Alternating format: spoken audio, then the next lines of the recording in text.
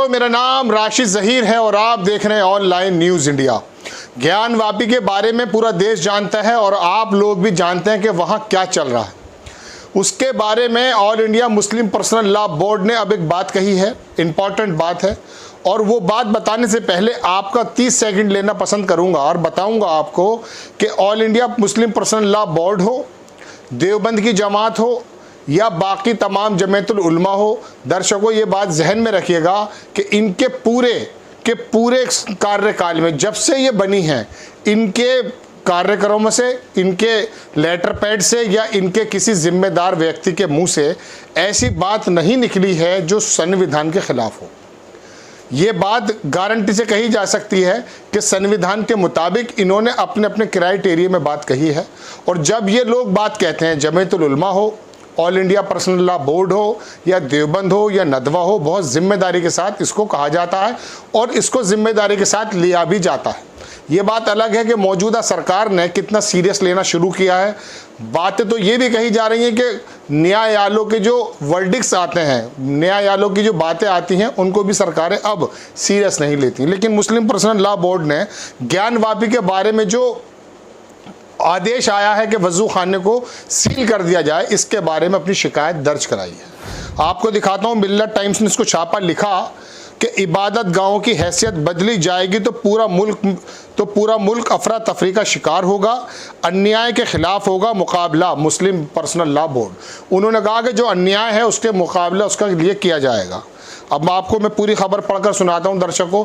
और देखिए, ये माहौल क्रिएट किया गया है कि देश को जो बुनियादी सवाल हैं उनसे दूर रख करके कभी ज्ञानवापी की बात की जाती है, कभी ताजमहल की बात की जाती है, कभी कुतुब मीनार की बात की जाती है।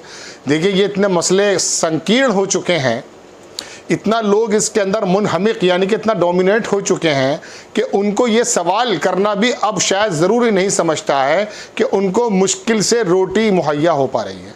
चीन कब्जा करता जा रहा है या चीन की घुसपैठ की खबरें आ रही हैं, इस बारे में उनको फ़र्क नहीं पड़ता। लेकिन इस बात में फ़र्क ज़रूर पड़ने लगा है कि ज्ञानवापी में निकला हुआ शिवलिंग है या कि वो एक फव्वारा है।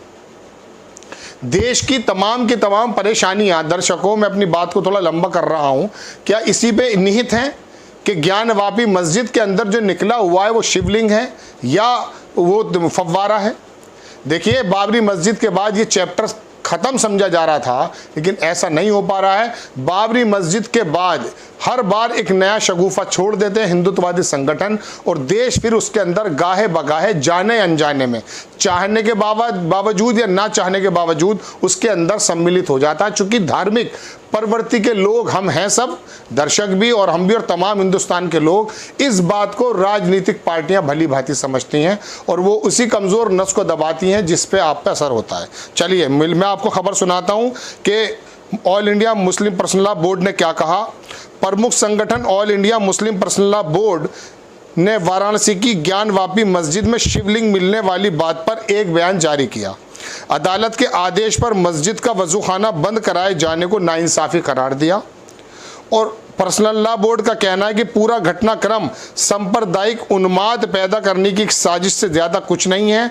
बोर्ड के महासचिव खालिद सैफुल्लाह रहमानी ने सोमवार देर रात जारी एक बयान में कहा कि ज्ञानवापी मस्जिद है और मस्जिद ही रहेगी। इसको मंदिर करार देने की कोशिश सांप्रदायिक उन्माद पैदा करने की एक साजिश चल रही है। ये संवैधानिक अधिकारों और कानूनों के खिलाफ है। आगे बड़ी इंपॉर्टेंट बात है, दर्शकों बहुत ध्यान से देखिए, आपकी स्क्रीन पर लगा हुआ भी है, मैं पढ़कर आपको सुनाता हूँ कि साल 1937 में दीन मोहम्मद बनाम स्टेट सेक्रेटरी मुकदमे में अदालत ने ज़बानी गवाही और दस्तावेजों के आधार पर यह बात तय कर दी थी। 1937 में ही ये बात तय हो गई थी। कहाँ पर हुई थी?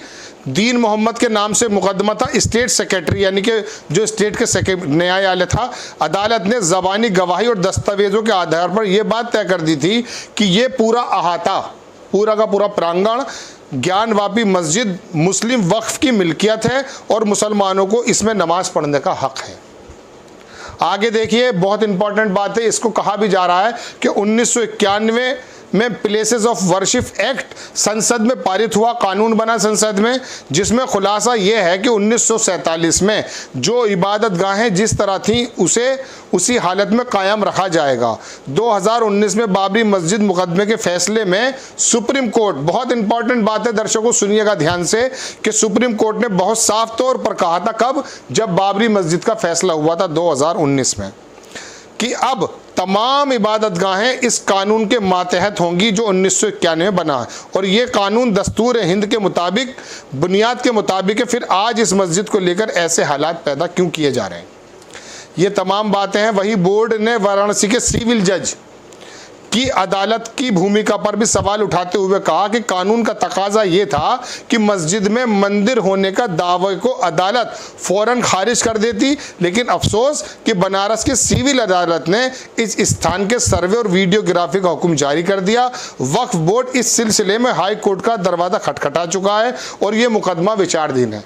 वक्फ बोर्ड इसी बात को लेकर के बनारस की सिविल कोर्ट ने ये बात ही गलत कही है, कंटेंट ऑफ कोर्ट कहा एक वकील ने, तो कि ये जो इसकी वीडियोग्राफी सर्वे का जो आदेश दिया गया। दर्शकों बात यह है कि जब यहाँ के कमिश्नर को चेंज करने की बात कही, उसको वहाँ की लोकल अदालत ने मना कर दिया, अब उसको हटाया गया। और ये वाली बात 1951 के उस कानून को भी चुनौती देती है, जिसमें यह कहा गया है कि 1947 के बाद जो भी इबादतगाह जिस स्वरूप में मौजूद है उसी में रहेगी। लेकिन देश के अंदर एक माहौल पैदा कर दिया गया, और उसमें देखिए कई लोगों ने इसमें कहा, एक प्रोफेसर पूर्वानंद है, उन्होंने कहा कि लोकल सिविल जज ने कितनी जल्दी वहाँ पर वजू खाने को जो है सील करने की बात कही, और आदेश में दर्शकों क्या लिखा कि शिवलिंग जहां प्राप्त हुआ है, अभी तो यह साबित नहीं हुआ है कि वो शिवलिंग है या नहीं, तो अपने आदेश में लोकल अदालत कितनी जल्दबाजी कर गई है, ये बात लोगों का कहना है, मेरा नहीं है, कि उसको वो शिवलिंग बताकर, ठीक है उसको कह देते कि विवादित स्थल है, वहां पर कुछ ऐसी चीज नजर आई है, ये लोगों का कहना है, उसको सील किया जाता टेम्परेरी तौर पर। लेकिन क्या उम्मीद आप कर सकते हैं कि अब जब उसको सील हटाने की बात होगी तो क्या बहुसंख्यक जो समाज है वो इस बात को बर्दाश्त करेगा? इसमें तो कोई दो राय नहीं है कि जो अल्पसंख्यक समाज है, आपके कोई भी फैसले हैं, कोर्ट के फैसले, उसको वो कबूल करता हुआ आया है।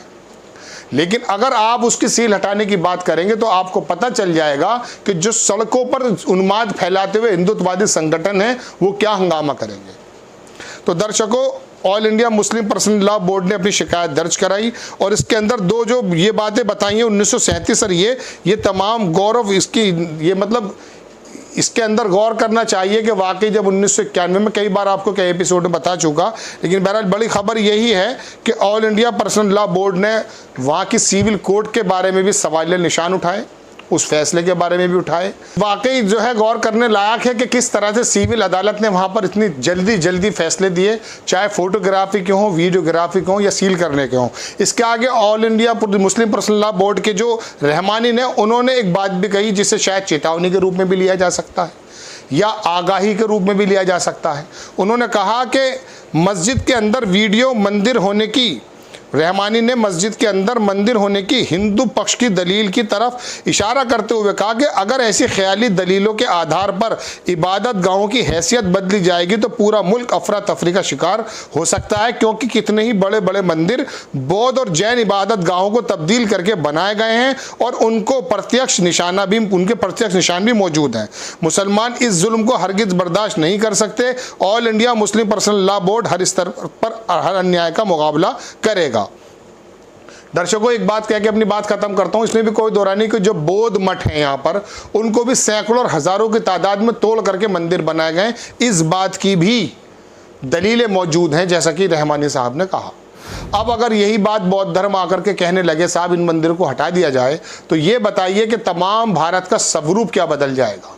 और फिर ईमानदारी से सोचिए इस बात को दिल पे हाथ रखकर कि मौजूदा हालात में क्या हम देशवासी इन्हीं बातों पे जिक्र खैर करेंगे कि वहाँ शिवलिंग था या फव्वारा था, कुतुब मीनार क्या था और ताजमहल में क्या है। ये खाली लोगों के और राजनीतिक लोगों के जो है ना, एक कह सकते हैं कि उनके टूल्स हैं, जिसके अंदर आम लोगों को भ्रमित किया जा रहा है और देश के हालातों के बुनियादी सवालों से हटाया जा रहा है। बहरहाल बड़ी खबर कि all India Muslim Personal Law board ने कहा कि देश के अंदर अफरा तफरी का माहौल पैदा हो जाएगा, और कब तक ये लोग इसको बर्दाश्त करेंगे, ये भी एक सवाल है। आपको खबर कैसी लगी अपनी राय कमेंट्स बॉक्स में ज़रूर दीजिए। चैनल को सब्सक्राइब कीजिए, शेयर कीजिए। नेक्स्ट टाइम में किसी खबर के साथ आता हूँ। जय हिंद। इस खबर को अभी लाइक करें, शेयर करें, अभी चैनल को सब्सक्राइब करें और घंटी जरूर